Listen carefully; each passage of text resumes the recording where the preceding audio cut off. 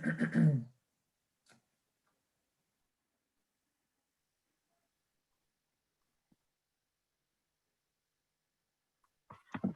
evening, everyone. It's Wednesday, November 4th, and this is the Planning Commission meeting. It's 6 o'clock. Will the secretary please take roll call?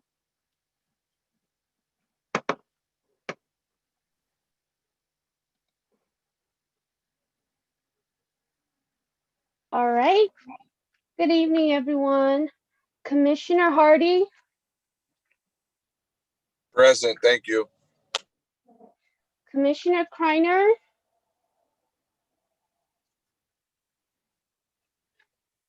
all right. Commissioner McKenzie, Here. thank you. Commissioner Vane, Here. Commissioner Diaz, Here. thank you. Commissioner Sodi Lane,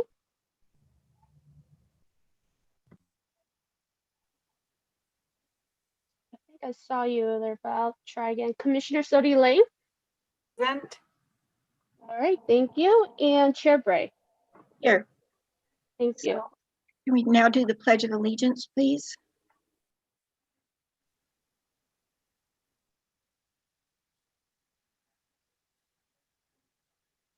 Ready, salute. I pledge allegiance to the flag of the United States of America and to the republic for which it stands, one nation, under God, indivisible, with liberty and justice for all. Okay. So I'll read the procedures. While emergency order number 2020-12 is in effect, the City of Fresno public meetings will be conducted electronically and telephonically only. As such, this meeting is being conducted electronically and telephonically. The public may participate in tonight's meeting by using the Zoom link or calling the phone number provided on the Planning Commission agenda. Please note that all participants will be on mute until they're called upon by the chair, at which point they will be unmuted.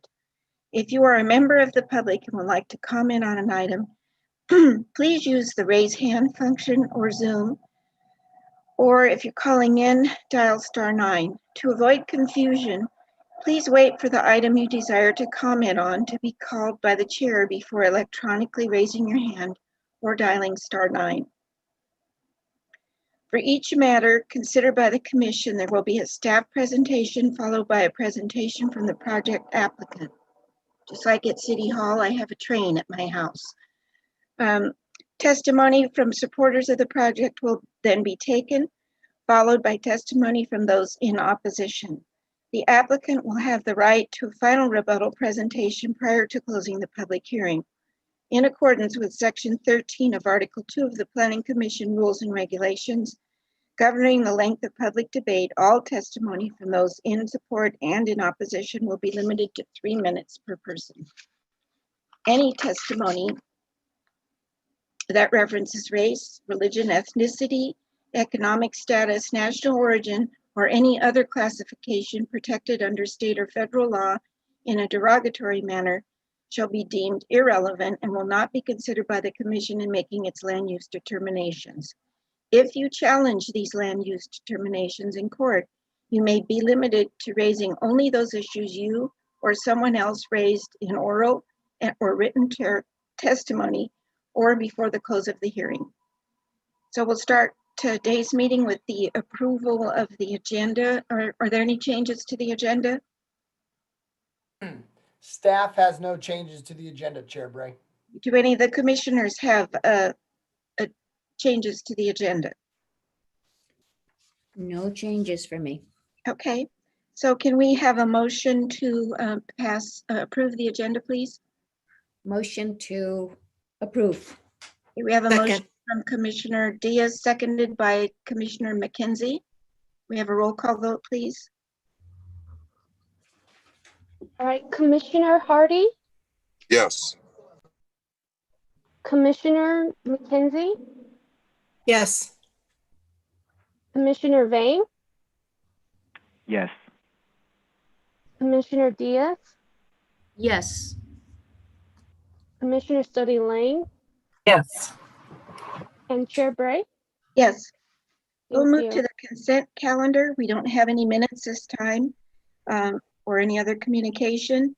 We do have entitlements, ID 20-001487. Do we have any public comments on that item? Okay, seeing none, we will move on. Can we have a motion to approve the consent calendar, please? Motion to approve the consent calendar. Second. Second. Okay, we have a motion by Commissioner Diaz to approve. Commissioner McKenzie to seconds that. So we have a roll call vote, please. Commissioner Hardy, Yes. Commissioner McKenzie, Yes. Commissioner Vane, Yes. Commissioner Diaz, Yes. Commissioner Sodi Lang, Yes. and Chair Bray. Yes. Okay. So are there any reports by commissioners? I just have a brief thing if no one else does. I checked today, there's on the city website, there's our roster of planning commissioner members, and when your term expires, you might want to check that. We had a little confusion over one this week. I checked mine. I'm okay till June. So you might want to check that to make sure you don't get unexpectedly done. So we'll move on to the continued matters. The first one is ID 20-001488. Can we have the staff presentation on that, please?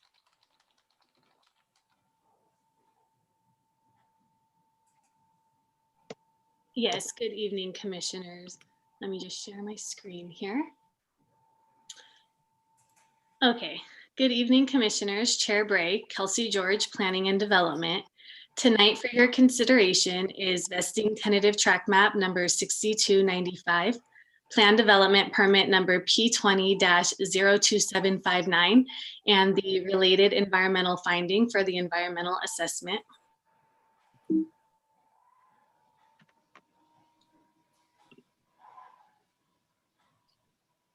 The proposed project is on the northeast corner of South Armstrong and East Butler Avenues on a vacant parcel approximately 18.49 acres in size.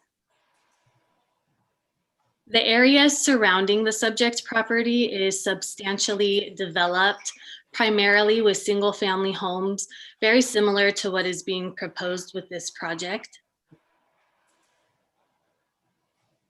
The Fresno General Plan designates the subject property as medium low density with the RS4 zone district designation. This allows for 3.5 to 6 dwelling units per acre.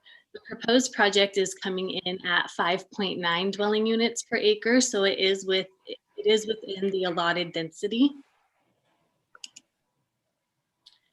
Vesting tentative track map number 6295 is proposing a 110 lot single family residential subdivision, which will include 11,767 square feet of open space.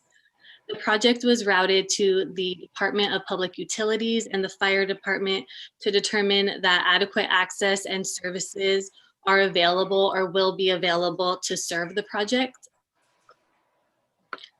Plan development number P20-02759 requests authorization to reduce the garage setback for one of the 4 proposed models.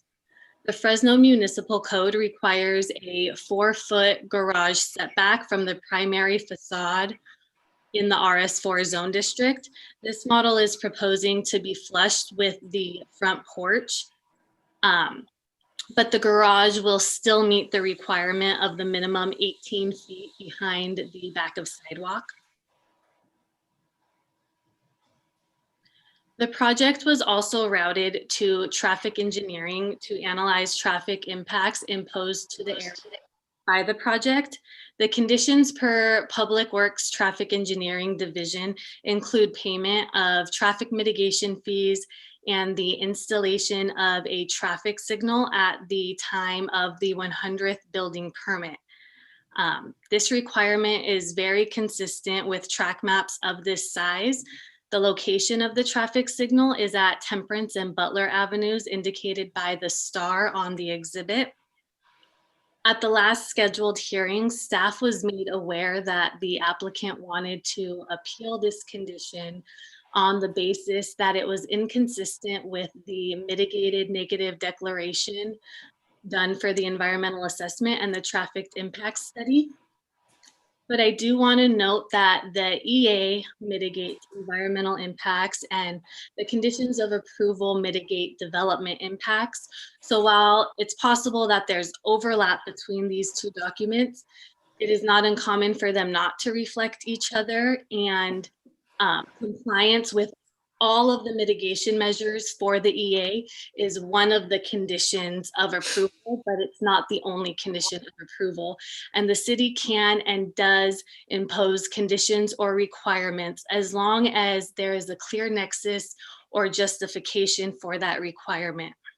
We have Public Works staff on the call this evening. Harmon is the engineer who prepared the conditions for this project, and he is going to speak about the warrant for the traffic signal and provide a little bit more clarification in just a moment. So tonight, staff's recommendation is to adopt the mitigated negative declaration prepared for environmental assessment number T6295-P20-02759 dated September 30th, 2020. Approve vesting tentative track map number 6295, subject to compliance with the conditions of approval as is, including the traffic signal, and approve plan development application number P20-02759, allowing for the modification in standards for the garage for one of the 4 models. And that concludes my presentation. At this time, I would like to allow Harmon with Public Works to present the clarification on the traffic signal, if he's available.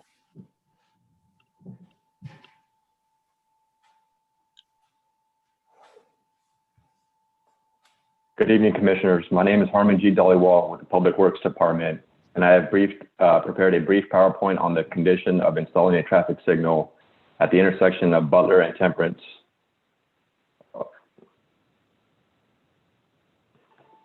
So track 6295 consists of 110 single-family homes that generate over 1,000 average daily trips. The project itself was conditioned with the installation of a traffic signal at the intersection of Butler and Temperance Avenues prior to the issuance of 100 building permits. The signal work that has been conditioned is fully reimbursable through 3 separate fee programs. Based off the city's TIS guidelines in effect from 2009 for study intersections, the impact is considered significant if the addition of the traffic generated from the proposed project results in one of the following. And the first bullet point is triggers an intersection operating at a level of service to operate at an unacceptable level of service. This project is also located in TIZ Zone 3, which the acceptable level of service is level of service of D. Based on the project's traffic impact study, the tables on the right, the existing intersection of Butler and Temperance Avenue currently operates at a level of service D without the project. With the project, the intersection of Butler and Temperance will operate at an unacceptable level of service of E. Based on this drop from an acceptable to unacceptable level of service is the reason for the requirement to signalize the intersection prior to the issuance of 100 building permits. The trip distribution table taken from the project study shows the proposed project and all the impacted streets, similar to the slide the planning department had shown. It shows the subject project, Walsh Elementary, and location in regards to Highway 180. And the final slide that Public Works has, it just shows the intersection of Butler and Temperance with an aerial backdrop. The proposed project will have to install traffic signals at the remaining northwest and northeast corners, which will require the addition and acquisition of right-of-way, which will be fully reimbursable, including all the signal work through the 3 separate fee programs. So in conclusion, the condition of the traffic signal at the intersection of Butler and Temperance is due to the project taking the intersection from an acceptable level of service to an unacceptable level of service per the city's TIS guidelines. Thank you, commissioners. Thank you. Do any commissioners have questions for staff? I have a question. Kelsey, did you get any kind of feedback from that local elementary, John Wash? Good evening, Commissioner Ving. I did not receive any feedback. I received no opposition or support for the project. I did receive an inquiry regarding single-story or dual-story homes, but nothing from the elementary school. Okay. No, just because I mentioned that, just because I know a couple years ago, there was an incident around that area where a young Hmong girl, she tried crossing the street to get to school, and she got hit by a car. So I know that with that area over there, there's an issue with the crosswalk, because there's really no way for the kids to actually cross the street in order to start walking to school. So I just wanted to see if you receive any kind of feedback from the local elementary. I have a question, Harmon. You said there's the traffic light is fully reimbursable. How long would it take someone, the developer, to get reimbursed for that? Is it fairly immediate or a long period of time? So that depends on when the actual installation is complete and accepted by the city. As I said, there's three separate fee programs. Temperance, any work on Temperance itself falls into our regional street fee program, which it would be reimbursed fairly quickly. The work on Butler falls into the New Growth Street program, which after the improvements are completed, any work on Butler would be reimbursed. The developer would go on a wait list to be reimbursed. And that also would be the same for the traffic signal mitigation impact fee program. They would have to go on a wait list. So typically, how long would a developer, and I know you can't, it's not exact, but typically, how long would they have to wait for the two parts that don't happen quickly? I think it's anywhere from about 2 years to about 3 years, 3 to 4 years. Okay. And then I have a question too, Kelsey. The other developments there paid impact fees when they went in, right? And so is that part of the money that this developer would get reimbursed by? I'm not sure exactly how the fee program works. Public Works might be better off answering that question, but they were conditioned for the city projects. They were conditioned at the time of development.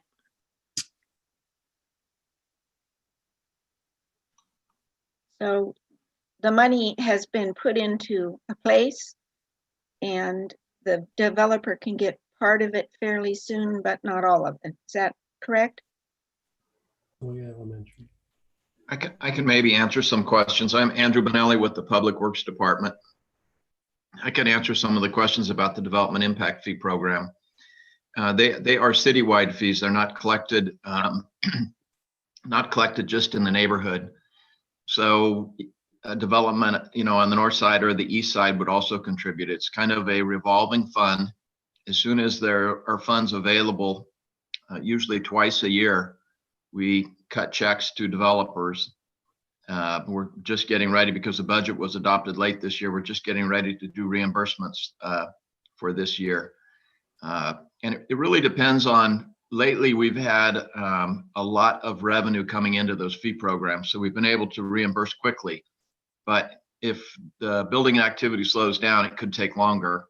It also depends on what developments are in the queue already to be reimbursed and what level of reimbursement. So they could anticipate being reimbursed probably within 3 years of doing the work.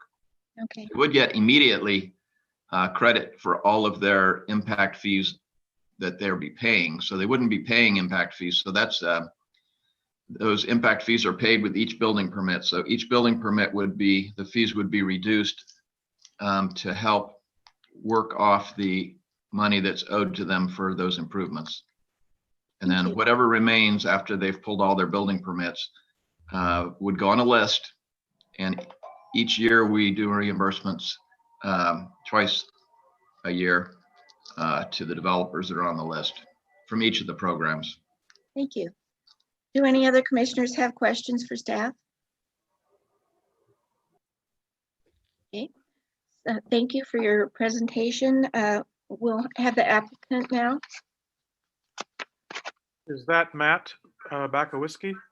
Okay. Yes, I believe Matt Baklowski is the attorney for the applicant.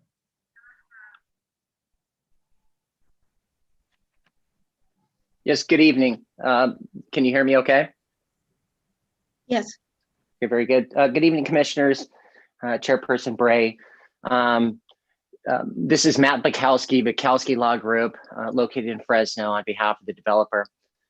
This matter was continued from the October 21st meeting so that we could address this issue regarding requirement of installing a traffic signal. That's the sole issue. All of the other conditions that have been put in the November 4th conditions of approval for this vesting tentative track map are acceptable, except for that requirement installing a traffic signal. And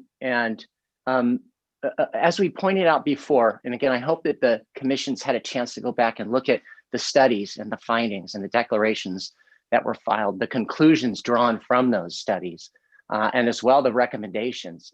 And this condition to install a traffic signal is not only inconsistent with the traffic studies and the declaration, but it's actually contrary to it. It's exactly the opposite. So what now it appears is being required is not only paying the TSMI fee, but also installation of a traffic signal based on this one condition in an August 10th letter. It's being incorporated into these conditions of approval, whereas the commission has two different studies. It's got an impact study, which specifically says that traffic signals should not be installed. They should not be required, but instead require the developer to pay the appropriate TSMI fee.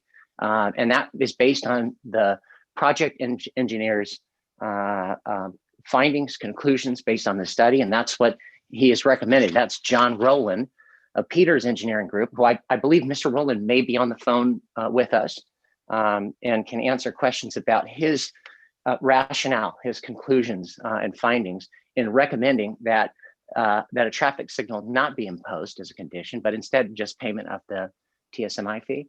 And then the other document that I've referenced is the mitigated negative declaration, page 110, which similarly finds, based on its research and studies, that a traffic signal is not warranted at this time. It's recommended that traffic signals not be installed, but instead payment of the City of Fresno TSMI fee is recommended. So these are the findings based on the studies and the recommendations provided to the commission.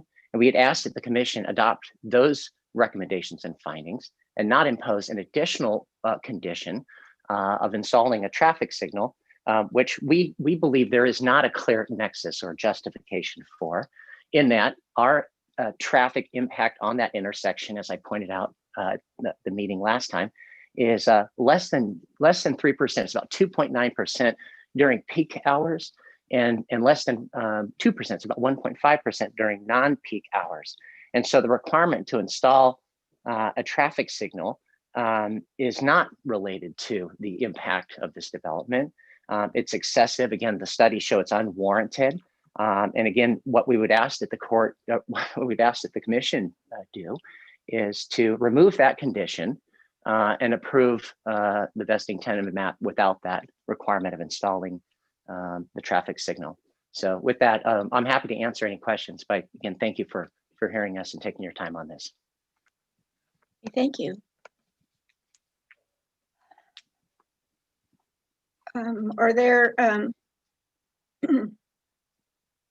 Is there anyone here from the public who's in favor of this? No one has their hand up at this time. Commissioner Is there Bray. anyone in opposition? I see no hands. Okay. So I guess I don't know, maybe we need a staff summation because we're hearing one thing from Matt and something else from the staff.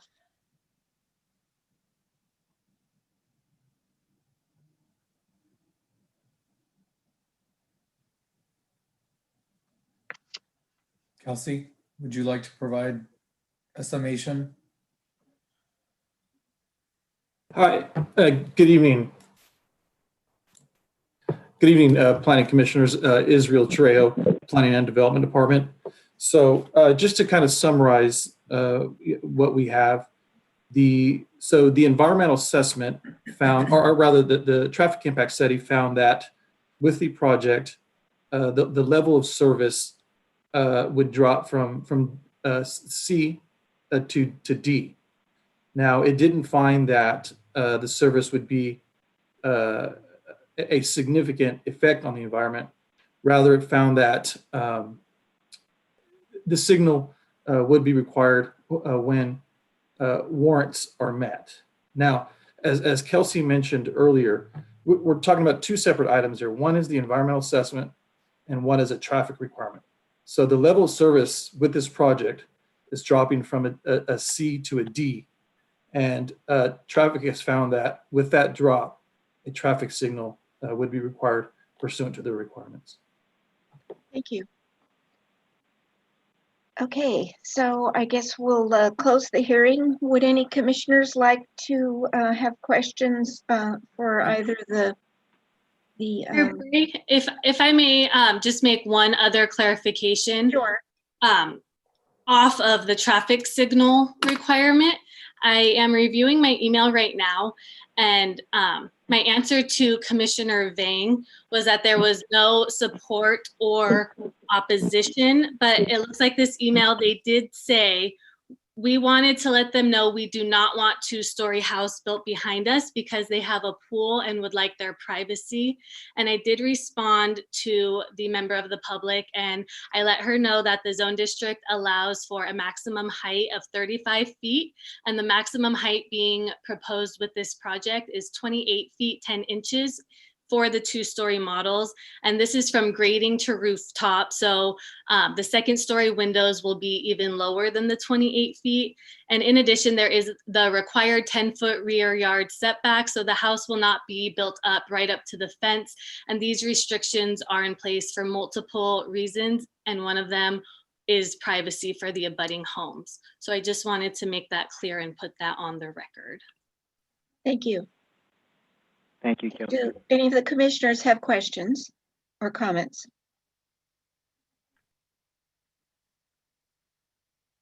Okay, so can we have a motion? Sure, I'll make a motion. I move that we adopt the mitigated negative declaration as presented, approve the vesting tentative track map as presented, and approve the plan development application as presented. I agree. I can second the motion.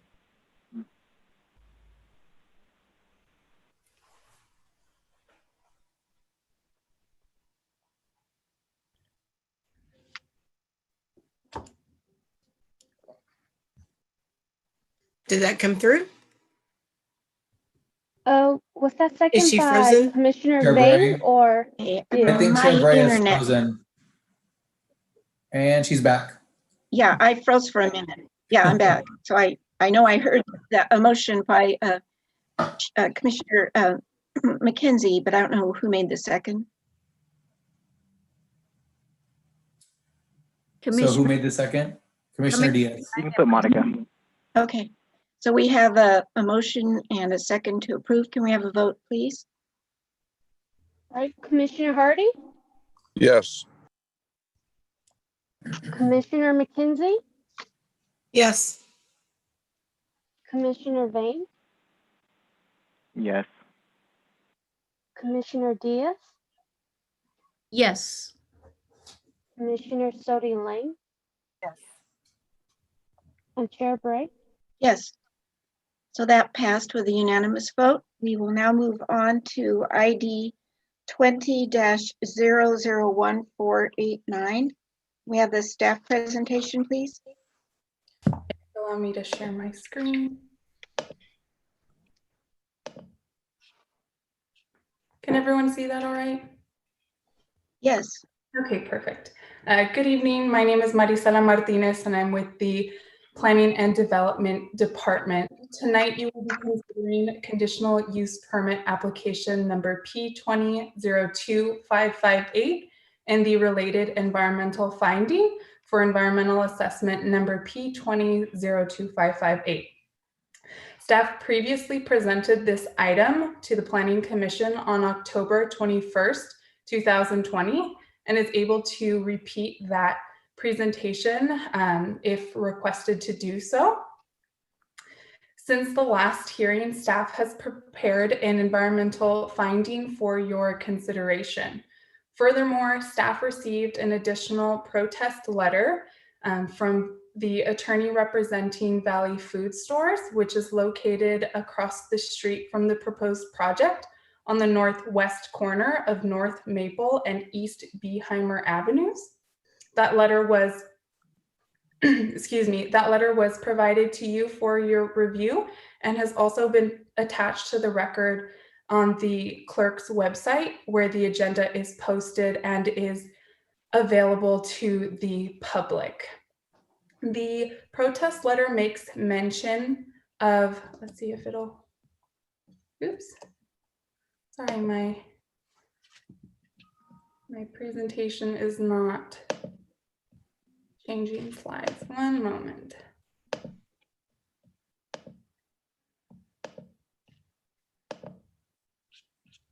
Okay, let's try that again.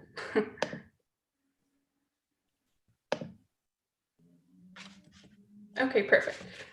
So the protest letter makes mention of a conditional use permit application for a service station within the area.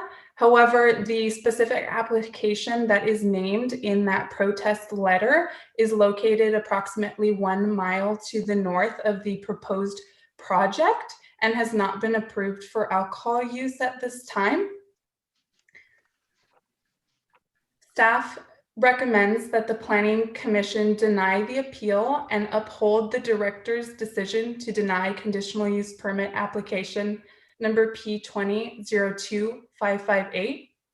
Should the Planning Commission make the necessary findings required by Fresno Municipal Code sections 15-2706 and 15-5306 to approve the appeal for the proposed project, a determination of a categorical exemption under Class 32 of the CEQA guidelines may be considered appropriate for the proposed project.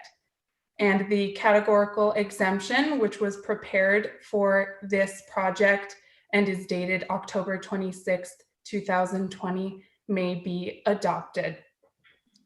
And I am available for questions at this time. That concludes my presentation. Thank you, Maricela. Does anyone have questions for staff? Okay, well then we'll have the applicant's presentation. Are they here again? I believe their hand is up. It should be Precision Civil Engineering.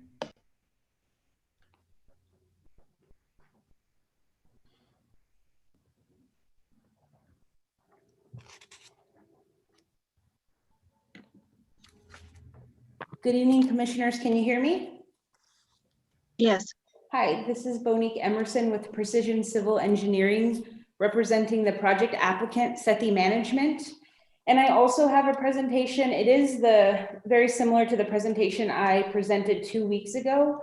I can go through those findings again if you would like. Just let me know. Were all of the commissioners here? I believe we were all here for the last presentation. Is that correct? Would anyone like to see that presentation again? No need on my behalf. Okay, so I think we're okay without that. Okay. We're here to answer any questions if you have any. Okay, does anyone have questions for the applicant? I do have a question. Last time, where we left off last time was the fact that, because the area itself is not overly saturated with these Type 21 alcohol licenses. I believe last time we left it where we want to explore the opportunity of potentially obtaining a Type 21 license within another area and bringing it into this area. Have there been any kind of progress or any kind of conversations at all?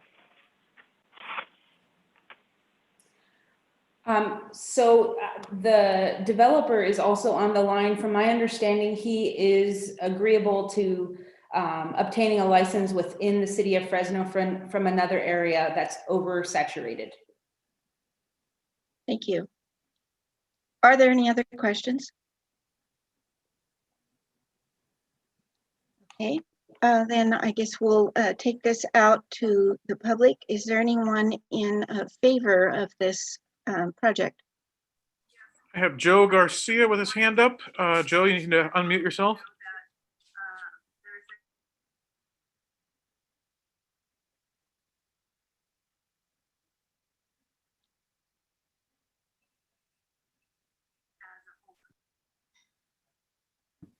We'll try this again. Can you hear me? Yes. Okay, fantastic. My name is Joe Garcia. I own a business about a block and a half away from this proposed project, and I am quite in favor of a project such as this, not only because of the convenience store, potentially another fueling station that makes it a lot more convenient for my business to operate, but also because of the proposed Starbucks that may go in that area as well. Two of the items that do not exist in our area and our community is our, believe it or not, coffee houses, and the other one that we're starving for are banks. We have to travel a significant area either to the airport or downtown Fresno if we want to basically find a coffee house, and or we have to basically go to Kings Canyon or Blackstone if we want to find a bank. So I'm usually very, very much in favor of coffee houses and or bank type developments in our area. I think that most of you probably have had an experience where people have wanted to conduct business at a Starbucks, discuss potential opportunities and that type of things of that nature. And we don't have anything like that in our community. So I am definitely in favor of this particular project. Thank you, Mr. Garcia. Is there anyone else in favor of the project? I've got Peter Martinez. Peter, you need to unmute yourself, please.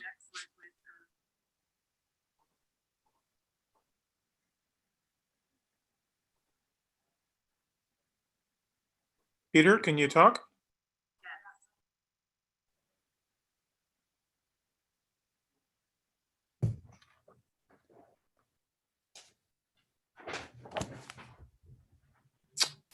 Peter is unmuted, but for some reason there's no audio, so he could be having problems. Want me to go to the next one?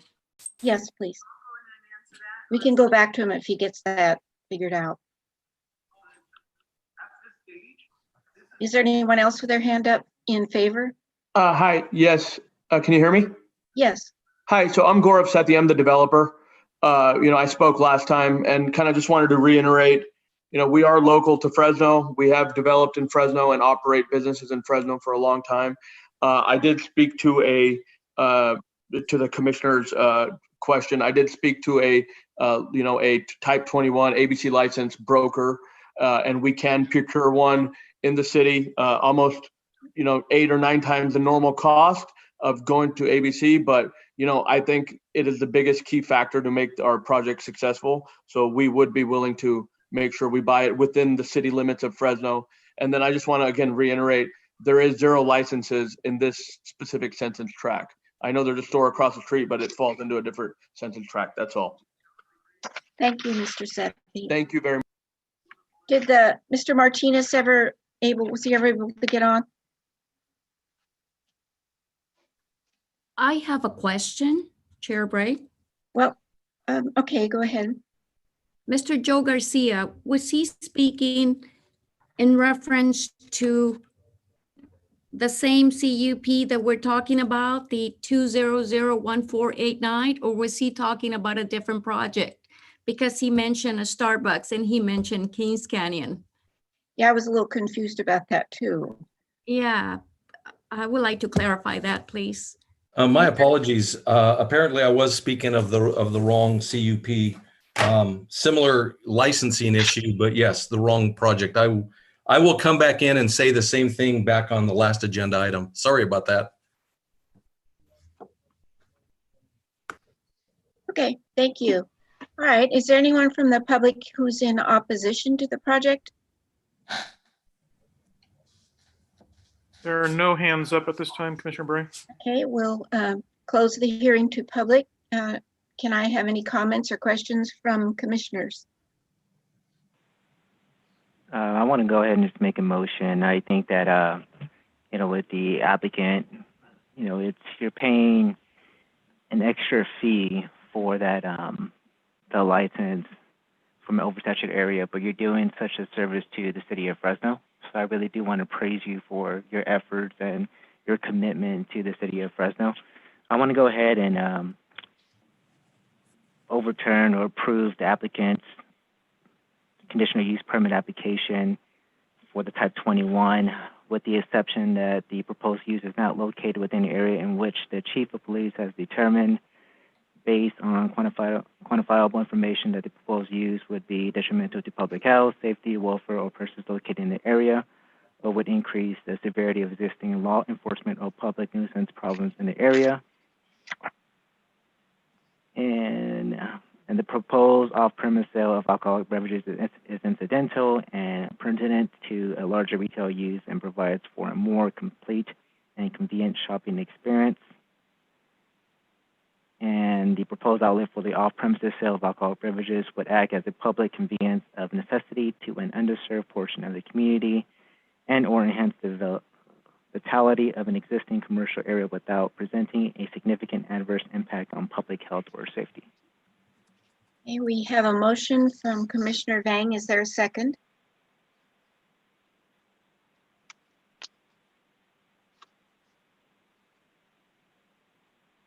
Do any of the commissioners want to second that motion? I will go ahead and second that. Okay, thank you. All right, can we have a roll call vote, please? All right, Commissioner Hardy, Yes. Commissioner McKenzie, No. Commissioner Vang, Yes.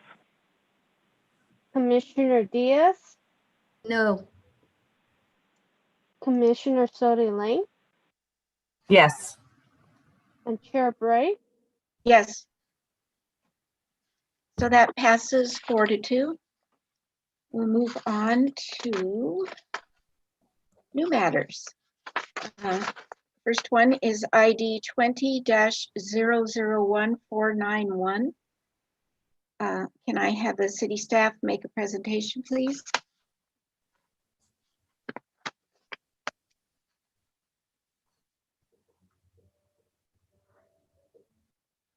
Hello, commissioners. Can you all hear me okay? This is Jose? Yes. Okay. I'll share my screen.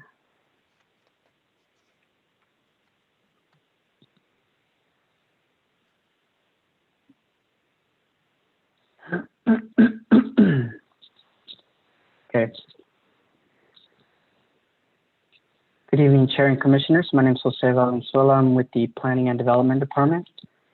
Tonight you will be considering the subject variance application and the related environmental assessment. The subject property is located on approximately 0.33 acres and is located on the west side of North Howard Street between East Herndon and East Alluvia Avenues. The aerial shows the proximity of the billboard site to office uses to the north and south, and it shows State Route 41 to the west and commercial uses to the east. I know in the staff report, I think I put 1.3 acres, but forgive me for that. The subject property is planned and zoned for office, as are the surrounding areas. Properties west of the State Route 41 are zoned regional commercial. On December 5th of last year, the City Council approved a development permit to allow for a 60-foot billboard and the removal of 10 static billboard signs throughout the city in accordance with the Master Lease Agreement from 2016. The Master Lease Agreement provides for removal of 10 existing static billboards in exchange for the permitting of 3 new digital billboards on city-owned property. This site is one of those 3 sites. The applicant has filed a subject variance application requesting that it be allowed to install the approved billboard at a height of 80 feet, which is 20 feet higher than what's permitted per code. Here you'll see the southbound view of 41, the subject site. Here is a sign at 60 feet.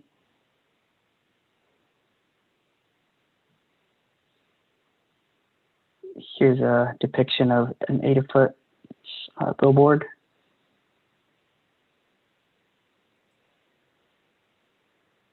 And then this is the northbound view. Here it is at 60 feet.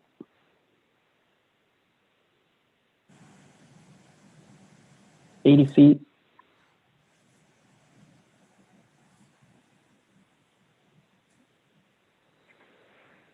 The hearing was noticed to property owners on October 23rd, and to date there has been no correspondence in support or in opposition. The Council District 6 Project Review Committee voted to recommend approval of the variance on September 21st. Here you have the required findings that need to be made for a variance application and are included in your staff report.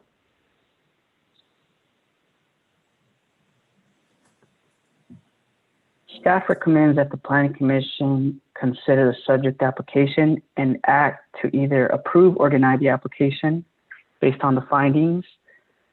This concludes staff's presentation and is available for any questions. And I also have the applicant that might want to, that also has a presentation.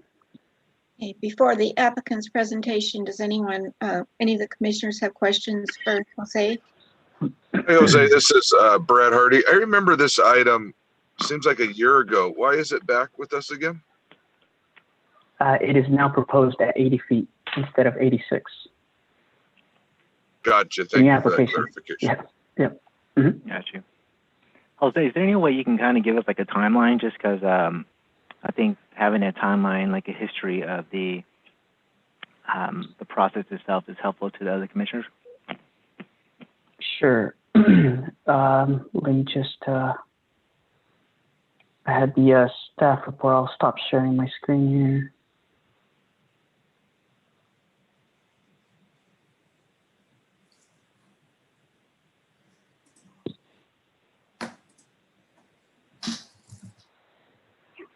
So I think, so it first came in middle of the year of last year.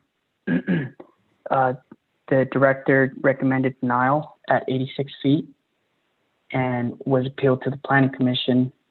I think that was in, let me pull up the exact dates. October 2nd, 2019, Jose. Okay. October 2nd, Planning Commission made the findings to recommend, overturn the director's decision and recommended approval. The District 6 council member appealed it to the City Council and was heard on December 5th of 2019. And they voted to approve the development permit at 60 feet, but denied the variance request.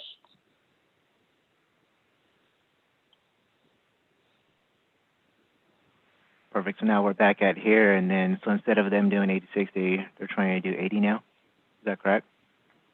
That's correct. They're requesting 80 feet Okay. variance. Yep. Awesome. Awesome. Thank you. Any other questions? Yeah, I had one more question. I remember talking about this a lot. Why can't they just cut the tree down again? That one tree that's blocking the view, so they could keep it at the allowed height. And looking back at the record, I know that there was that discussion. There was some permitting issues with Caltrans.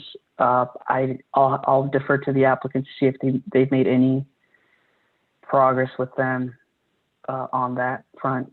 But yeah, I think Caltrans only allowed for trimming, but not topping off the tree. Thank you. Any other questions? Okay, can we have a presentation from the applicant, please?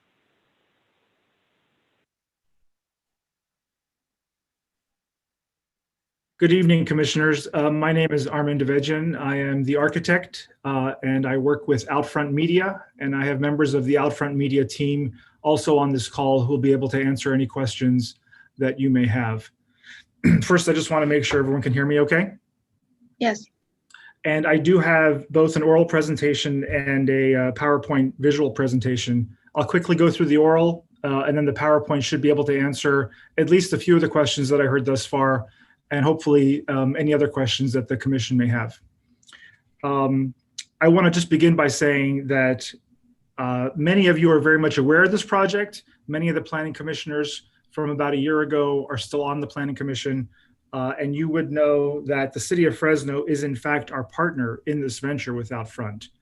Outfront is seeking a modification of the approved permit by requesting a variance to increase the sign height to 80 feet, which is a lesser height than previously requested. In fact, we have reduced our ask by 23% with the hopes that this will get the approval of both the Planning Commission and the City Council. The variance is needed to ensure feasibility and marketability by substantially clearing the nearby visual obstructions. Those obstructions are significantly reducing our ability to market the sign and to generate revenue. The property is located, as Jose mentioned, between North Howard Street and State Route 41. It is zoned for commercial use, and the property is owned by the city of Fresno. A little bit of history, Outfront did receive a unanimous vote from the District 6 Project Review Committee meeting on September 21, as Jose mentioned, for the 80-foot sign, and a similar application for a variance for a taller sign in this same location was approved by the same District 6 Project Review Committee on May 20, and then by the Planning Commission on October 2 of 2019. City Council then subsequently approved only the 60-foot sign without the variance on December 5th. Unfortunately, the sign as approved is not marketable. This project, where the city of Fresno is our partner, would not be feasible at a 60-foot sign. At 60 feet, frankly, there is no sign and there's no revenue sharing. And as a result, there'd be no rent or revenue generated to the city of Fresno. The city height standards are fairly clear. In the municipal code, table 15 does talk about regulations that govern height standards, but the article 26 of that code allows for increases in maximum height where a sign is next to a freeway or an expressway, which this one is. And the whole purpose of having this variance mechanism is to have relief from the strict application of the code, where it would deprive the property owner of privileges enjoyed by similar properties, because the subject property is unique and special conditions. And in fact, this property has very unique and special conditions that others do not. There are exceptional circumstances applicable to this property. Namely that the property's location is right next to the freeway, and the elevation of the ground where the sign would be located is approximately 26 feet below the grade of the freeway. So this is significantly lower than a standard sign would appear. Additionally, just directly, very close to where the sign is going to be, there are two telecommunications towers. I think one's about 112 feet tall and one is 72 feet tall, one of which does obstruct the sign at the 60-foot height. As was mentioned about the trees, Jose's absolutely right. Caltrans will not allow for topping off or reducing the height of the tree. only very minor trimming is allowed, but no topping off.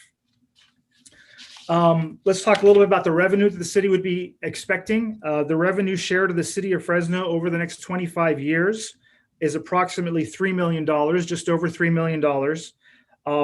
And the rent paid to the city of Fresno over the next 25 years is approximately $3.5 million. So the total revenue to the city of Fresno over the next 25 years is $6.5 million. A significant, if not the preeminent factor in billboard value, and thus the revenue generation, is the approach visibility. The approach should have as few visual obstructions as possible when you're moving through the reed. Advertisers, who at the end of the day are the renters of the sign, will have much less interest in a billboard that is obstructed. And in order for an advertisement to be effective, it must be seen clearly. Let's talk a little bit about safety. A taller sign is in fact a safer sign. A sign at 80 feet will allow motorists to see the sign without obstruction. They will see it faster, they will read it faster, comprehend it faster, and then ignore the lower lying trees, lights, and other obstacles that are in the way.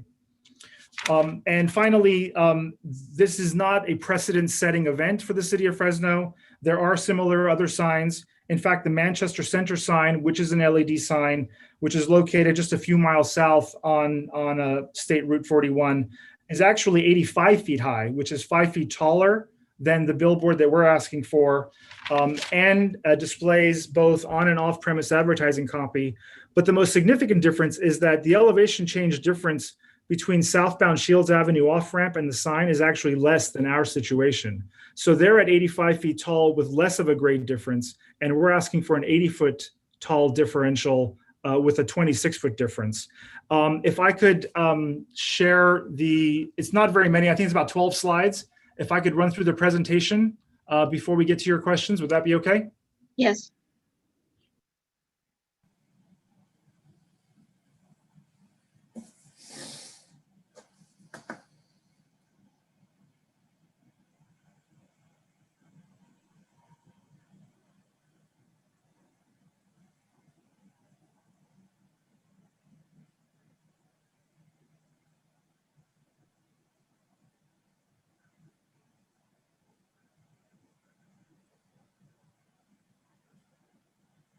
I am now unmuted, and you should be all seeing the first slide of the presentation. I think so. Okay, great. Thank you. Some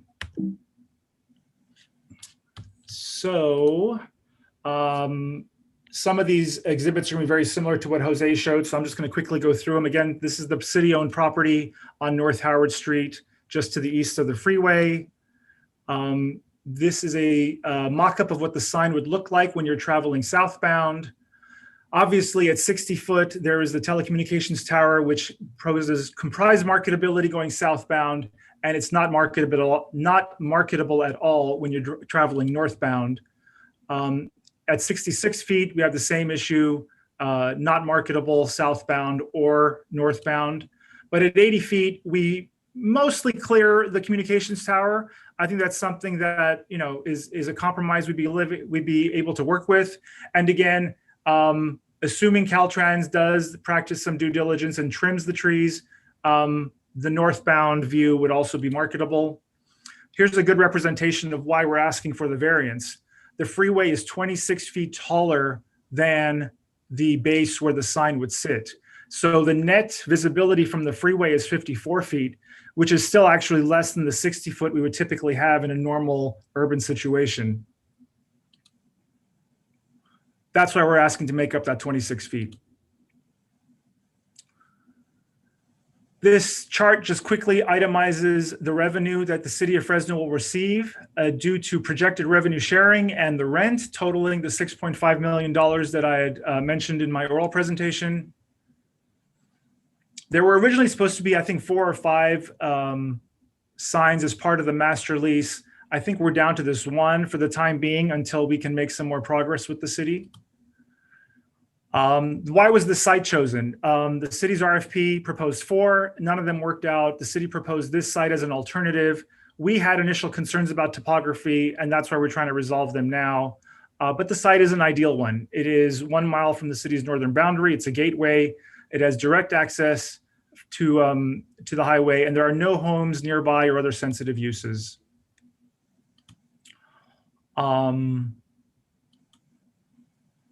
This is from the street level. If you're on Howard Street looking towards the west, you'll see the 72-foot tower. You see the 112-foot tower. That arrow location shows about where the top of the 80-foot sign would be. Here's an example of what the Manchester sign looks like when you're traveling northbound. And here's a comparison to what our sign would look like when you're traveling southbound.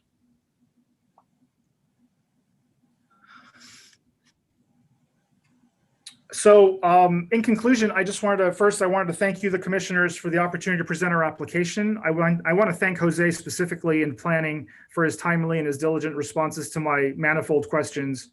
But to sum it up, I think it's important to note that if the variance is not granted, it will result in a real, tangible hardship that directly interferes with Outfront's property interests and our ability to generate revenue, and of course, to share that revenue with the city of Fresno, which is the end goal. If the variance is not granted, this project becomes unfeasible. The sign is located in an area that is suited for this type of activity. It is a commercial use. There is no unique or sensitive land uses nearby. There are existing telecommunication towers already on the site or nearby, and the adjacent property are large commercial offices to the east, the freeway to the west, and it is in a fully urbanized district. Thank you very much. And I'll be happy to answer any questions. Okay, do any commissioners have questions for Mr. Devijan?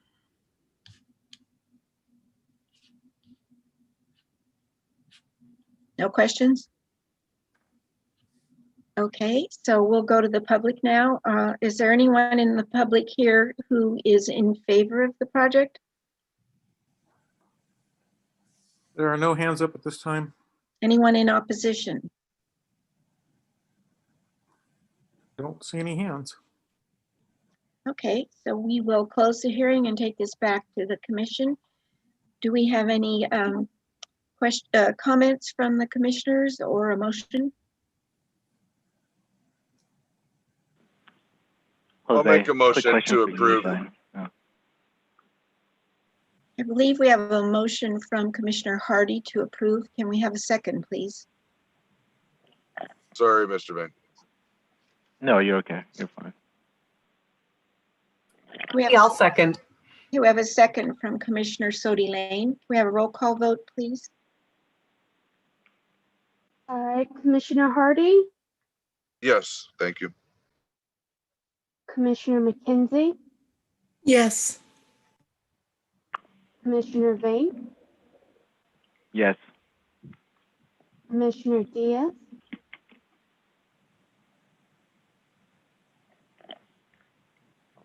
Commissioner Diaz? Oh, Yes. sorry. Thank you. Commissioner Sodi Lane Yes. and Chair Bray. Yes, so that passes unanimously. We'll move on to our next matter, which is ID 20-001490. We have a staff presentation, please. Hi, Chair. I'm going to actually recuse my own property. Okay, thank you. Behind it. Thank you. Are you gonna leave or shall we call you back once we're done with that? I think he just puts me on mute. I'm not really too sure. Okay. Yeah, I can just put you on hold until they're done. Here, hold on. Okay, Brad's put on hold. Okay, can we have our staff presentation, please? Sure. Okay.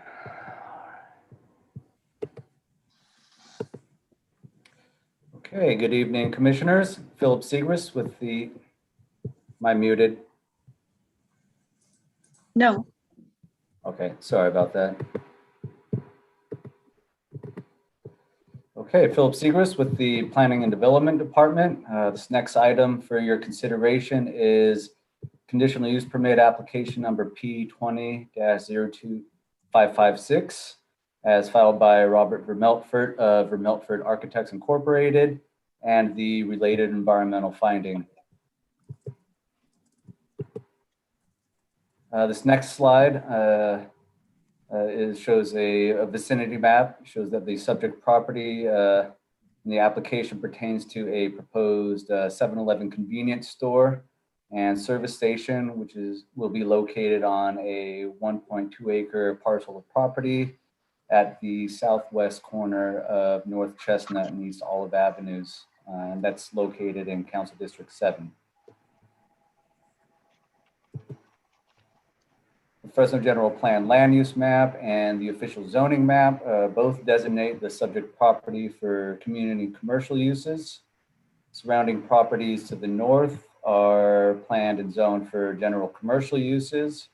The surrounding properties of the northeast and east are planned and zoned also for community commercial uses. The properties to the south are planned and zoned for medium density single family residential uses. And the properties, surrounding properties immediately to the west are planned for both community commercial and single family residential. This next slide is an aerial image of the subject property and surrounding area. As you can see, the subject property is currently vacant. The red solid box on there represents the approximate location of the proposed 7-Eleven convenience store, which is requesting to obtain the Type 20 alcohol license. The surrounding properties immediately to the north, northeast, and east are currently developed with commercial buildings. And the properties immediately to the south have been developed with a multifamily apartment building. And properties immediately to the west have been developed with a single family residence and a small convenience store, which currently operates with a Type 21 off-sale alcohol license. And you can also see further to the north are single family residences, and further out east is an existing elementary school. This next slide is a proposed site plan which was proposed for the related conditional use permit application P20-01633 and this subject application. As briefly mentioned in the staff report, the related conditional use permit was filed to facilitate physical development of the subject property, as well as establishing the uses of the 7-Eleven service station and convenience store, and as well as a drive-through restaurant for a future Starbucks. And here again, the red shaded box represents a portion of the proposed shell building, which will be occupied by the 7-Eleven and which this application applies to. This next slide is an elevation of the proposed commercial shell building. And this perspective would be from the north, looking south from East Olive Avenue. And again, the kind of red shaded section represents the 7-Eleven and the portion which this application P20-02556 would apply.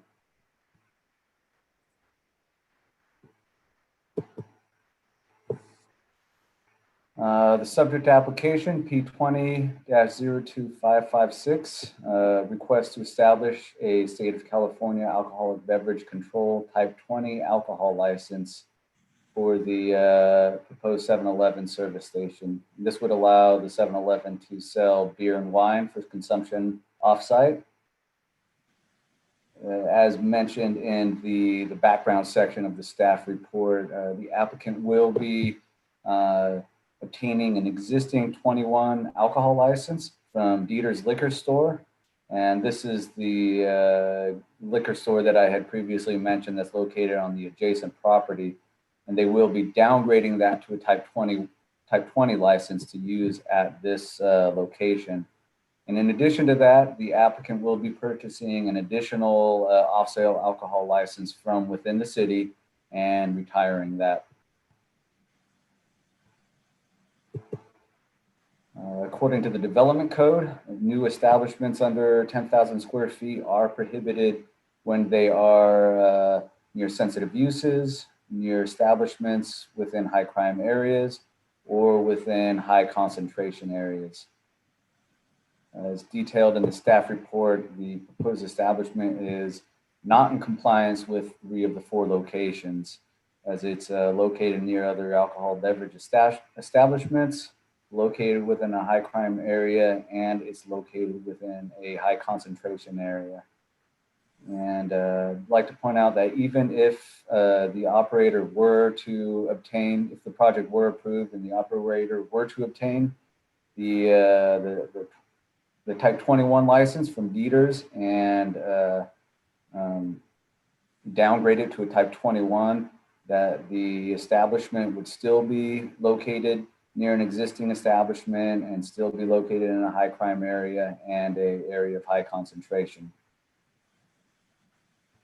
And staff would also like to point out that there are no provisions in the development code that exempt establishments from the location restrictions when they transfer a license from one location or establishment to another.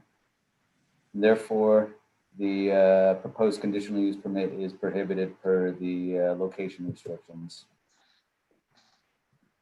Development code does, however, provide exceptions to the previously mentioned location restrictions if the review authority can determine that the proposed use is would not be detrimental to the public health, safety, or welfare, or would increase law enforcement or public nuisance problems in the area, or that the sale of alcohol is incidental and pertinent to larger retail use and provide a more complete, convenient shopping experience, or that the outlet would act as a public convenience or necessity to an underserved portion of the community.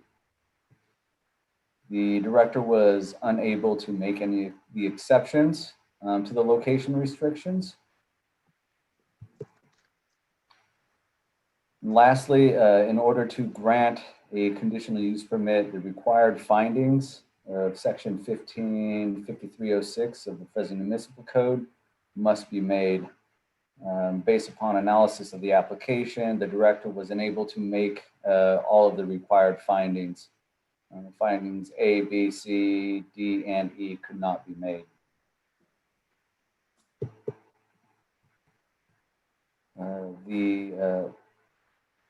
Therefore, the Planning and Development Director denied the request to obtain the Type 20 alcohol license on October 22nd. The director's decision to deny the request was appealed by the applicant the following day on October 23rd. Therefore, the subject application is being considered by the Planning Commission tonight.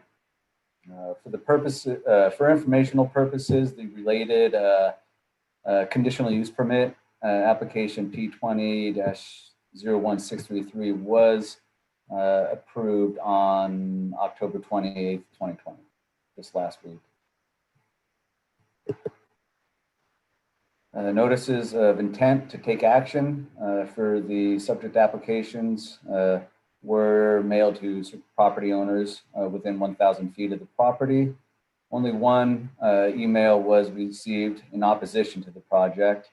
However, the concerns that were raised in that email or letter only addressed to the development itself and did not mention or address any alcohol-related concerns.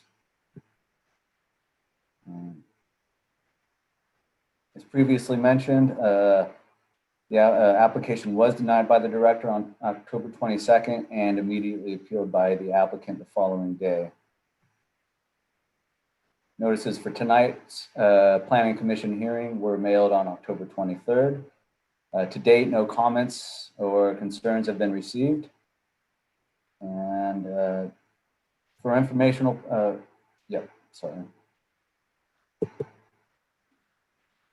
And therefore, based upon the analysis of this application as included in the staff report, staff concludes that the required findings made by the director to deny the conditional use permit are appropriate. And therefore, staff recommends the Planning Commission deny the applicant's appeal and uphold the director's denial of conditional use permit application P20-02556. And should the Planning Commission resolve to grant approval of the request to establish type 20 alcohol license, the commission must find that there's substantial evidence in the record to determine any of the location exceptions apply. And the commission must find that there's substantial evidence in the record to make all the conditional use permit findings and amend them to include the sale of alcohol. And the commission must adopt the environmental finding, which recommends that a class 32 categorical exemption be adopted. And should the Planning Commission make the required findings, approval of the conditional use permit application will be subject to the applicant's compliance with the draft conditions of approval. And this concludes my presentation, and I'm available to answer any questions you may have. Do any commissioners have questions for Philip? I have a question. Mhm. So Philip, on this map, you mentioned that the applicant was going to buy a liquor license from which location? Dieter's Liquor, right next to it. It was a type 21. So the previous slide showed what I did in this image is showing, hey, this is Dieter's Liquor located right next to it, and Easy Mart, which is located directly across the street, which is within 500 feet. And the previous slide showed what the situation would look like if the applicant were to obtain Dieter's Liquor. There wouldn't be an alcohol license there. So there would only be one at the southwest corner. And then would that store remain in business, Dieter's? I'd rather have the applicant answer that question. I don't know if they will remain in business, but they won't have an alcohol license at that location. At all, 20 or 21? Correct. Okay, and then the applicant then is going to buy from the city of Fresno another one. So would they buy that from this area? That's up to the applicant. If I would say, yeah, if approved, they would be required to obtain an alcohol license from within the city limits and cancel that. I don't know. I don't want to speak for the applicant. I don't know if they have a purchase lined up yet. So I'd refer that question to the applicant.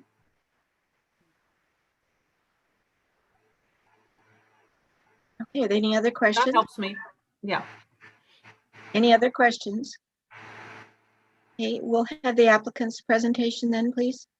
Yeah, I think Mike Singlin might be on the line. I know he has a presentation prepared that I previously sent. And if not, maybe Robert Vermeltfort or Henry Perea might be available.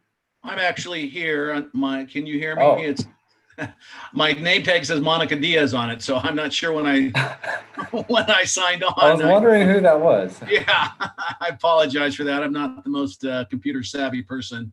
But commissioners, thank you for your time this evening. We appreciate it. And yes, and Philip, thank you for your presentation. You accurately reflect the hurdles that we believe we've overcome with what we're trying to do at this location. I think, as the commission may know, this has been a vacant piece of property and quasi eyesore for 20 plus years. In working with staff and my consultants in 7-Eleven and Starbucks, let me first just say that my name is Mike Singlin. I'm the owner of the company. This is my project. This is my blood, sweat, and tears. And at the direction of 7-Eleven and Starbucks, they've asked me to try and get a unit open here for them at this location. Understanding the hurdles of which we have in front of us in regards to the 500 feet, our opinion and position is that obviously with the purchase of Didier's at a number that is almost, well, let's just say $500,000 comes into mind of what I got to pay to acquire that type 21 license is extremely exorbitant. And that just shows our are feeling that the success of this project is worthy of that dollar expenditure within your city, and in relationship as an added gesture. I don't think gesture is the right word, but with the current environment, and the code and compliance that we fall under currently, we have offered up to purchase another Type 20 license in the city of Fresno, of which we will vacate or retire. Our goal is to do it here in Zone 7 to further diminish the oversaturation. We are aware that the number is 4, and yes, there are 8 in this zone.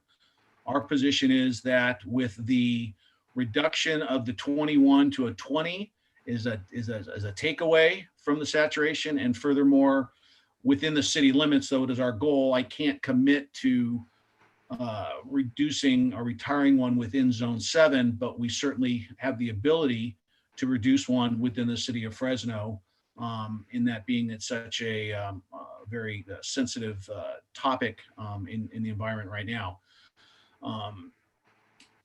Though we have gone through the necessary steps and we have had conversations with the police department, I dispute their findings for several reasons. One is when Detective Flores was assigned this review in the department. And first of all, I want to say I'm a huge supporter of the police department. My father was actually a physician for the police department down in Whittier, where I grew up. That the knowledge of that we were going to be purchasing Didier's, the business. And to answer your question, yes, they are closing. They will not be a liquor store. They cannot do that. They will, Mr. Kumar actually wants to retire. I mean, he is the owner of the license. So we would be, for all intents and purposes, transferring it over a property line of whatever the length of a property, the width of a property line is, 1 foot, 1 inch, whatever. So we feel that in doing so, we're not increasing, we're decreasing. And Detective Flores was not aware of that in her initial analysis. And I'm not trying to downplay what the police offers for this, for any city in that matter. But I think it was just through a lack of information, though we've tried to have several conversations. Unfortunately, the letter has been, their denial has been submitted, and that's just the process that they go through. Probably the biggest hurdle, or the biggest reason why I do not agree with their assessment of the high crime is on twofold. You've got a 6-lane highway bifurcating within the mile radius, where our opinion is that when a retailer chooses a location, they have a polygon of where their tenants are and where their customers are coming from.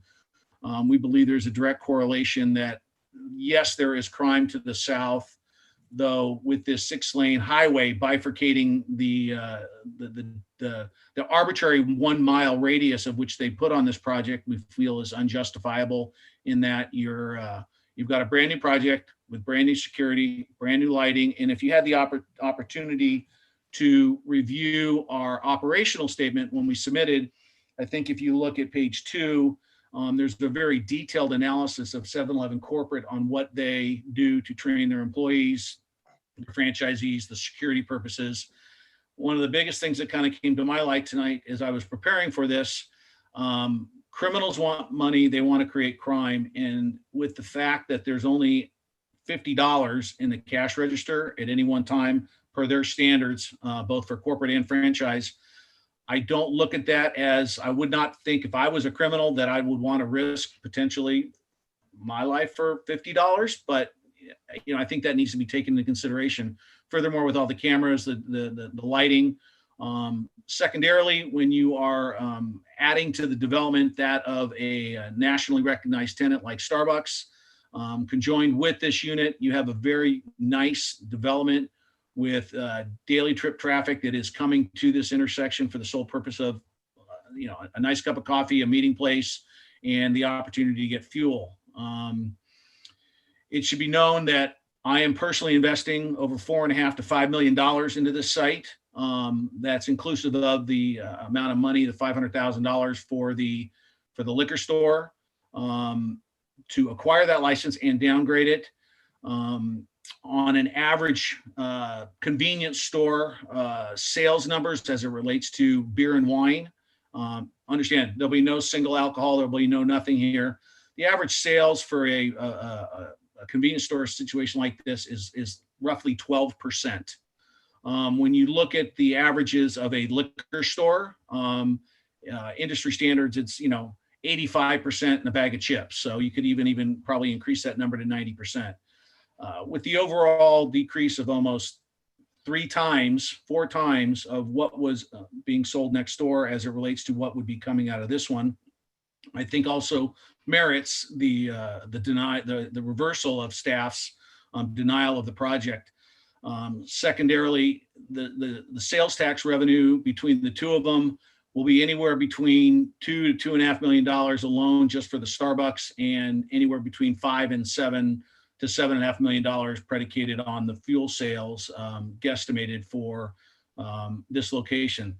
So I would say conservatively, you're looking at almost $8 million of sales tax revenue to be calculated into the city, coupled with the fees and the development standards that I think we're providing here.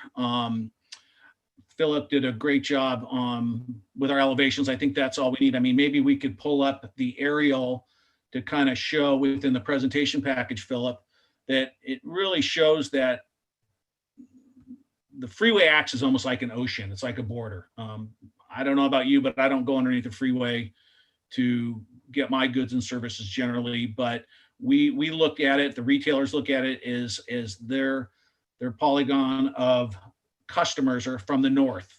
So we feel a more fair justification for the crime analysis, which more than cuts in half the reports that the police department denotes within their own report. It cuts it in half.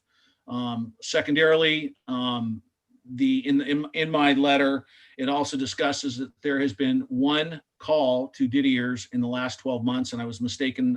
There was actually been 5 calls in the last 2 years, none of which have been attributable towards an alcohol violation, drunken, disorderly, or anything like that. So we are hoping that you would support our logic that the freeway is certainly a barrier to entry, and that the numbers south of the freeway, which are greater than half of what the police department is purporting and denying, taking their stance of denial on this project, you would see that in this beautiful development with the Starbucks and the 7-Eleven and almost $8 million sales tax revenue, the conversion of a blighted site that unfortunately is utilized as a homeless shelter, and as we all know, things go on that aren't being taken care of.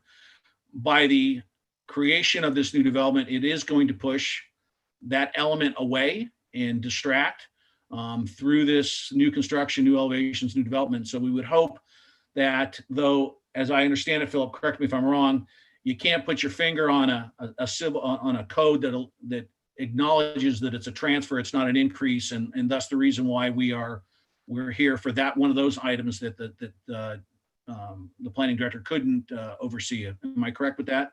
Yeah, that's correct. There's nothing that would.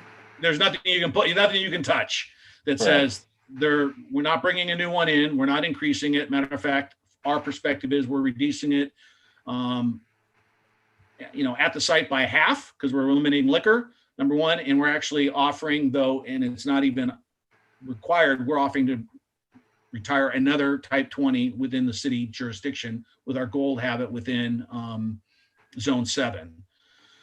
I do this up and down the Central Valley. As I said, I'm the owner. It's me. This is not a big company. This is my checkbook, and we're very excited to move forward on this. And we would hope that with the delta between what exists today, a store generating 85, 95% in alcohol sales, to one that brings several $1 million in revenue with only a 12% industry standard sale of beer and wine, that you would be able to reverse staff's denial and support us on our project that we're excited about. And I'm here to answer any questions. Thank you, Mike. Thank you. Do any commissioners have questions for Mike?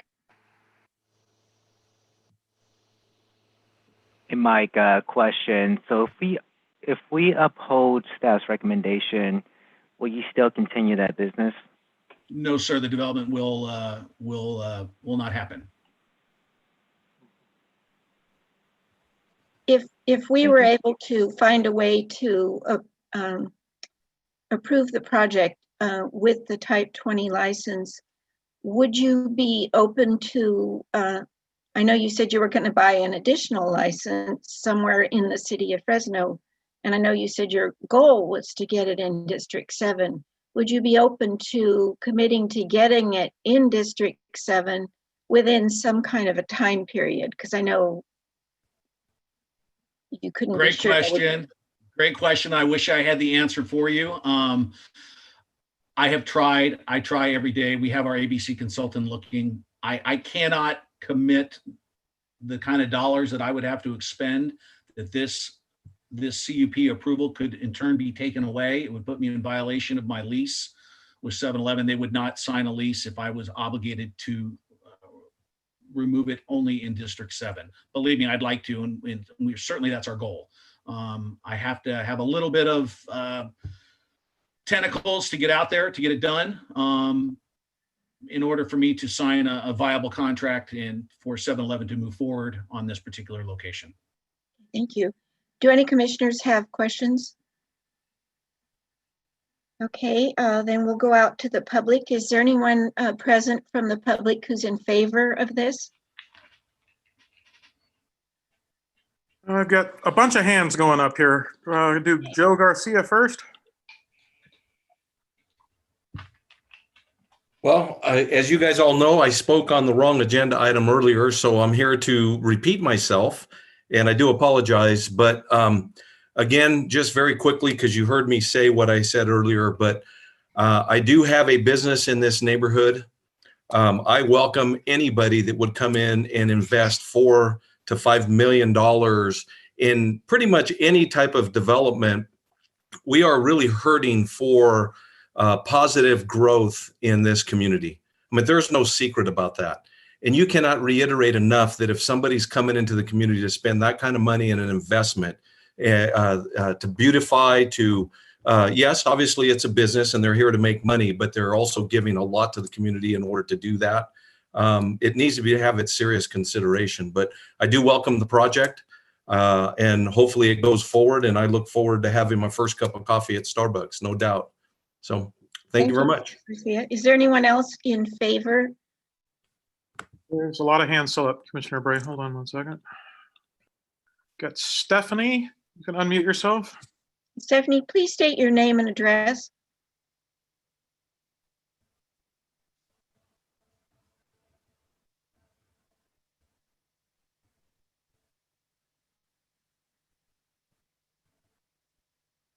Okay, Stephanie is not unmuting, so let's come back and we'll go to Leanne Edgar. Hold on a second here.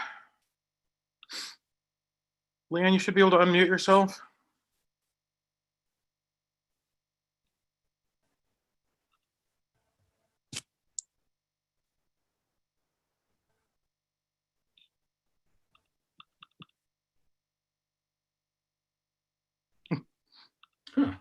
She came off mute for a second, then went back on mute. Okay, there we go. Now we're good, yes? Yes, that's good, thank you. Good evening, commissioners. I'm Leanne Eager. I'm president and CEO of Fresno County Economic Development Corporation. And I think I talked to you before about another 7-Eleven that was going in a neighborhood around the corner. And obviously the 7-Elevens that are going in these days that our office has been involved with are really economic development projects, and they're going into neighborhoods that need them. And that's certainly something that my office is supporting. You know, this particular area where this project is going in, it has been desolate for a long time. It's been an empty piece of land. For those of you who have grown up in Fresno, you might remember the Outpost restaurant used to be over there. It was someplace near and dear to my heart. My dad and I used to have dinner there all the time. But then an airplane, I don't know if you all remember this, but the Learjet. The jet flew right into the neighborhood, and the restaurant was demolished. And and so this particular area obviously has gone through a lot over the years. Those neighbors really do need some sort of economic development, something to spur projects going in the area. And a 7-Eleven in that area is one of those projects that can do that. And in this particular project, we're going to have food in there, and that, yes, there's going to be alcohol, but all 7-Elevens sell alcohol. That's part of what they do, but it's certainly not the majority. This is a project for the neighborhood. It's a project to spur economic development in the neighborhood. It's a project to reduce crime, because once you start getting more people coming and going from a place, then certainly crime goes elsewhere. They don't want to be around where there's a lot of folks. So I'm obviously in support. And right now with COVID and so many things closing down, so many of those businesses that we're trying to save all over the city of Fresno, where businesses want to start and they want to start up in communities that need them, we're all for it. So thank you. Thank you. Is there anyone else in favor of the project? I'm going to try to unmute Stephanie again. Stephanie, go ahead and unmute yourself if you'd like to talk.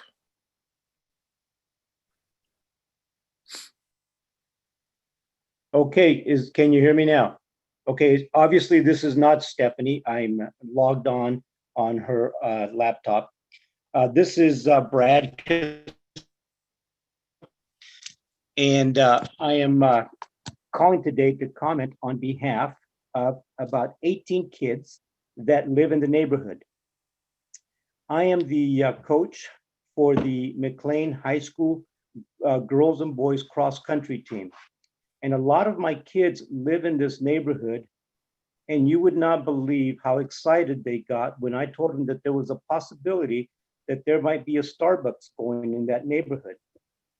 And we drove by there. In fact, they were so excited, they had me go by there Monday, right after our last practice run that we had. And I showed them where it would be.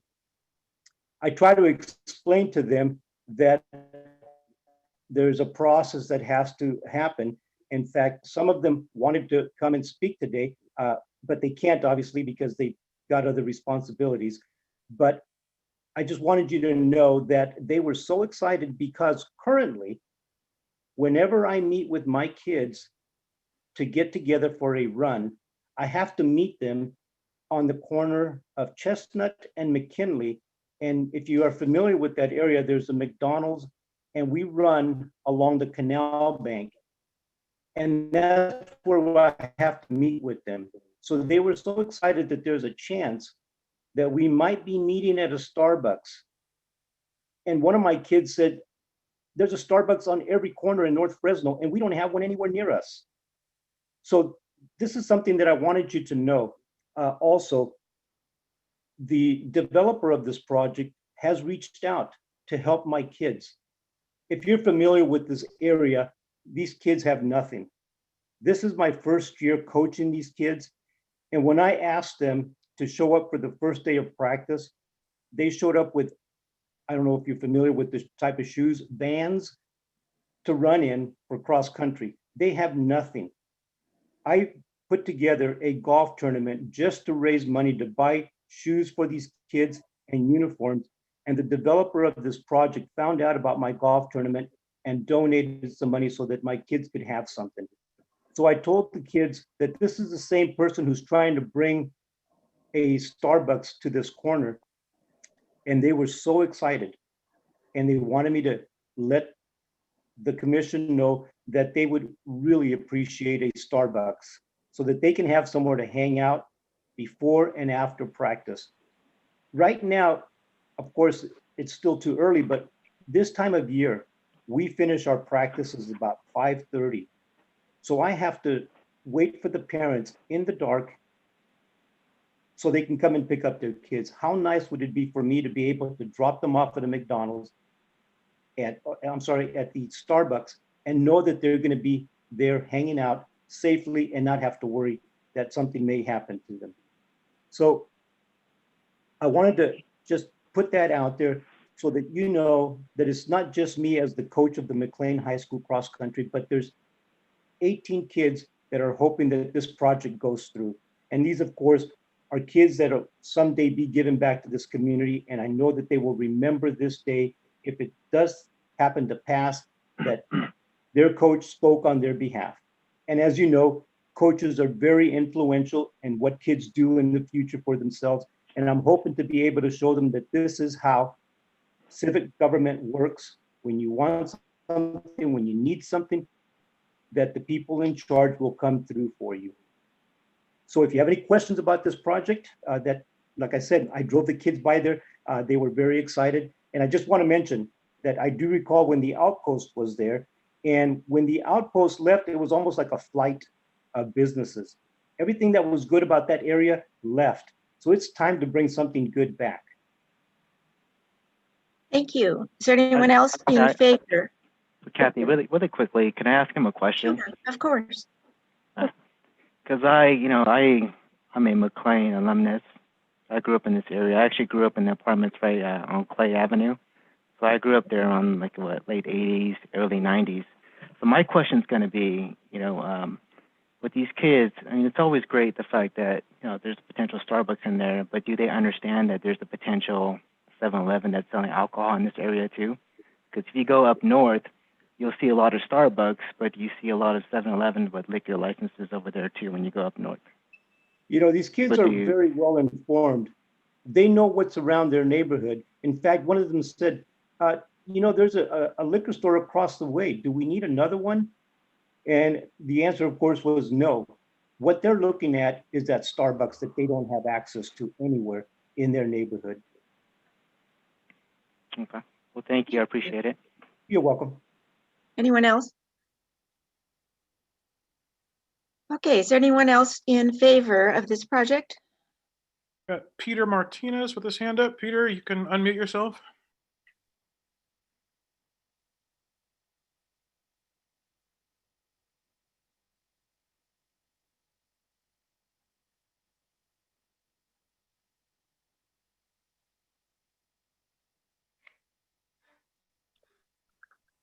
Peter, I show you unmuted. Can you try talking?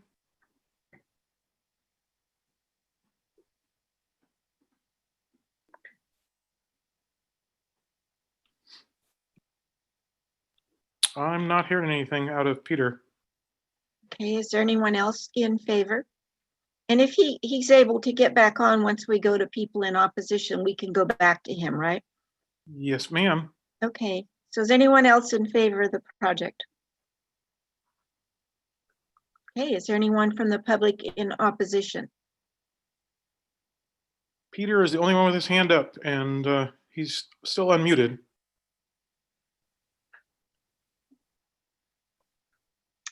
Okay. Well, I guess we'll go ahead and close the hearing and take this back to the commissioners. Does anyone have any comments? Commissioner Bray, you might take it back to staff to see if there's a rebuttal. Oh, okay. Good idea. Let's go back to the staff. I would say in response to the comments, really, it's not the Starbucks or the 7-Eleven that's being considered. It's the alcohol license. The Starbucks and the 7-Eleven, those were approved last week under the related conditional use permit. And so that's my response to any kind of comments about the intent or the proposed Starbucks going in there. So Phil, that's not actually before the commission today? No, the Starbucks, no. I think, no, it's not. Thank you. Okay. So we'll go back to the commissioners then. Does anyone have any comments or questions? I just want to make a comment. I think I think it's great that, the applicant is willing to invest in this area, but I feel like the fact that if we're going to go ahead and do a transfer license where he purchases a type 21, reduces it to a type 20, it doesn't eliminate the fact that the area is still oversaturated. I mean, it doesn't eliminate the fact that there's still issues with crime in this area. You know, growing up in this area, knowing the history of it, seeing it, unfortunately, in the area itself, there are people willing to die for $50 in that area, right? So that's my major concern. And, you know, the fact that if we deny this, if we uphold staff's recommendation to deny this CUP, he's not going to move forward with the 7-Eleven. You know, I just question that too. So I think personally, you know, I feel like I have an obligation to that community to uphold staff's recommendations. So that's just going to be my opinion. Okay, any other commissioners?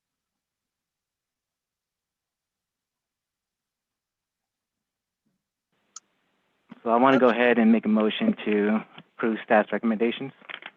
Okay. I'd like to make one comment. I would love to see a project like this go there. Peter, like you, I grew up in that area, and I actually remember when that corner was a great corner, and I worked at the Longs in 1968. So you know, it was a great corner, and the outpost was there, and there were thriving businesses, and it was a great neighborhood, and it's really come on hard times. So a project like this would be really great to have in that area, and I could see why the neighborhood would really benefit from it.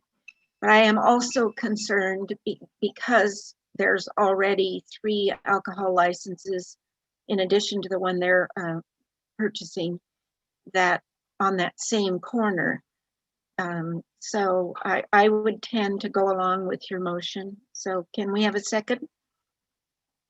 Second. Okay, so we have a motion to uphold staff's recommendations and a second. Can we have a roll call vote, please?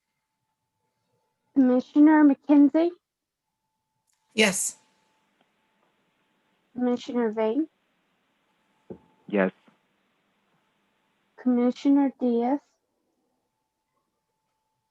Yes. Commissioner Sodi Lane, Oh, and Chair Bray.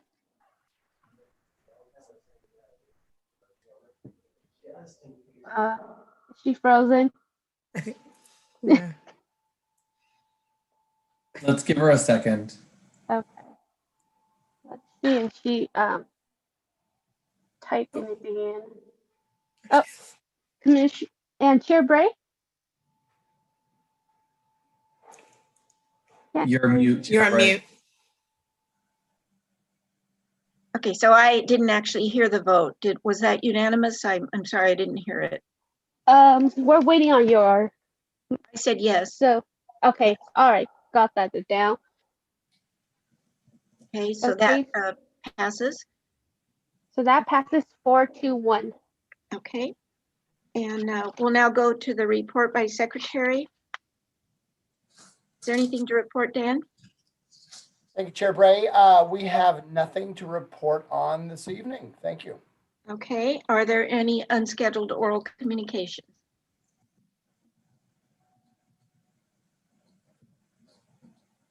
I have a question for us. Sure. I believe ethics training is due, is it by 12/31, Dan? Or is that just for me, or? No, we all got it, I think.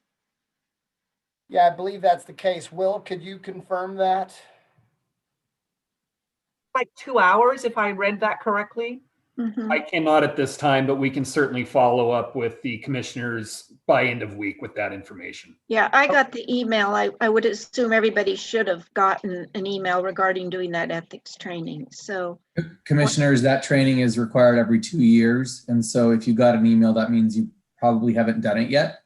And you need to do it by the end of the year. If you do not complete the training, you will be badgered by the city clerk. oh no. That's okay. She's home. We're fine. That would be fun. Okay. Well, thank you, everyone. Thank you, staff. And again, I hope that Mike will see his way to doing that 7-Eleven there anyway. The area really needs it. So it is 7:49 and our meeting is adjourned. Thank you.